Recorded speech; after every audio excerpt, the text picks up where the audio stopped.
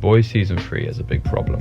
Although at this time it is not large enough to spoil the series, I believe that it will come to cause great damage to the future seasons of the show. The issue at hand is that the showrunners are beginning to focus more on pushing their own real-life political views onto the audience instead of just trying to make good TV. Now I know this sounds crazy, but hear me out on this one.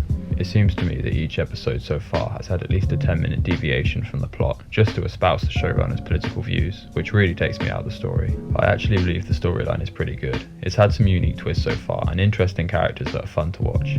However, this only makes it more painfully obvious when the episode grinds to a halt to focus on some minor characters' views or actions that are clearly trying to paint a section of society's real-life people in a stereotypical and overly negative light. Now, some people might argue that the show is political satire anyway, which is fine.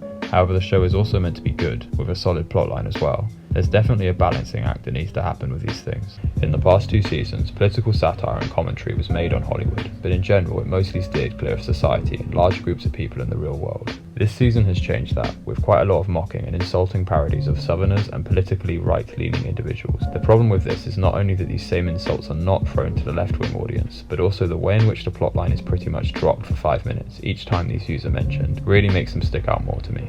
Overall, I do not mind what political opinions people have. Whether you're on the right or the left, it shouldn't matter when it comes to good television.